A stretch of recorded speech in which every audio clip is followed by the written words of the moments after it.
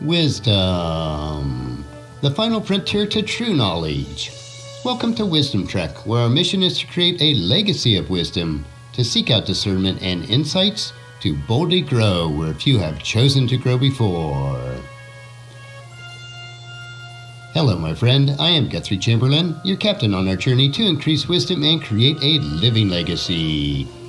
Thank you for joining us today as we explore wisdom on our second millennium podcast. This is day 1288 of our trek, and it is time for our Philosophy Friday series. Each Friday we'll ponder some of the basic truths and mysteries of life and how they can impact us in creating our living legacy. As we continue on with this Christmas week, instead of our Ask Gramps episode, we will have another additional Christmas devotional to finish out this week. So today let us consider No Room. As we think about the Christmas story and how there was no room for Mary and Joseph, so that it resulted that Jesus had to be born in a manger, let me ask you, have you made room in your heart for Jesus as your Savior? And I'm not talking about thinking about Jesus during the Christmas season. I'm asking you if you have given your heart to Jesus so that He can speak truth into your uncertainty, peace into your worry, hope into your discouragement, and joy into your sadness. To be a disciple of Jesus means that you follow Him. You do what He has commanded. You follow His example, and you place Jesus Christ above all other claims on your heart. So have you made room in your heart for Jesus?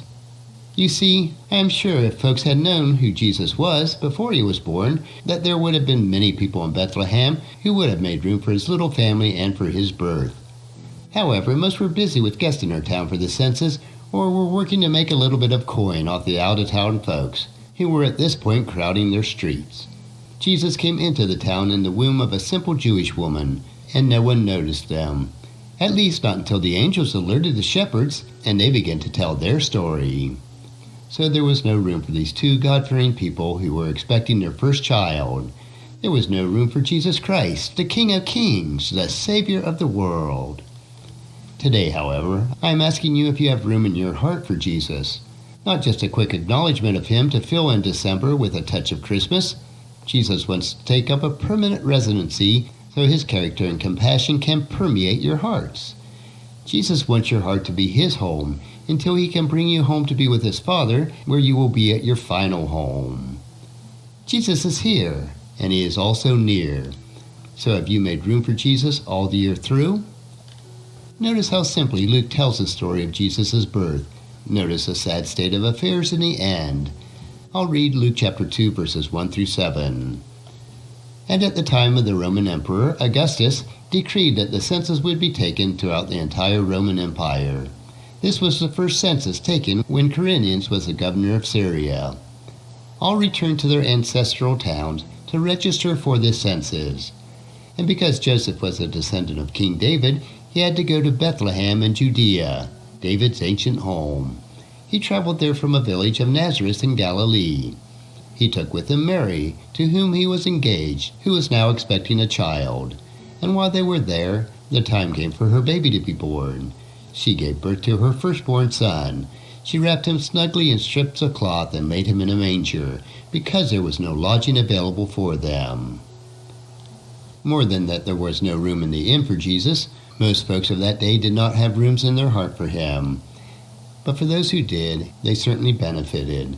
Focus on the following truth that the Apostle John states, for it applies to you too, in John chapter 1, verses 10 through 13. He came into the very world He created, but the world did not recognize Him. He came to His own people, and even they rejected Him. But to all who believed Him and accepted Him, He gave them the right to become children of God.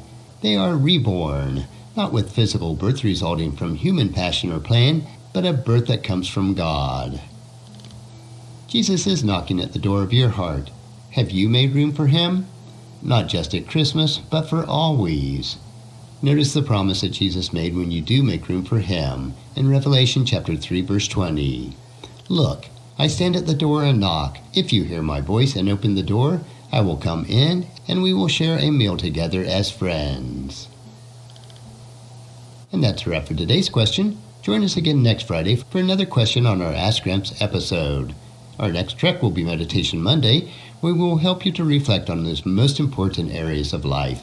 So encourage your friends and family to join us and then come along with us on Monday for another day of Wisdom Trek, Creating a Legacy. If you'd like to listen to any of the past 1,287 daily treks or read the associated journals, they are all available at wisdom-trek.com. And I encourage you to subscribe to Wisdom Trek on your favorite podcast player so that each day will be downloaded to you automatically. And thank you so much for allowing me to be your guide, your mentor, but most importantly, I am your friend as I serve you through the Wisdom Trek podcast and journal each day. And as we take this trek of life together, let us always live abundantly, love unconditionally, listen intentionally, learn continuously, lend to others generously, lead with integrity, and then leave a living legacy each day. I am Guthrie Chamberlain, reminding you to keep moving forward, enjoy your journey, and then create a great day every day. See you on Monday.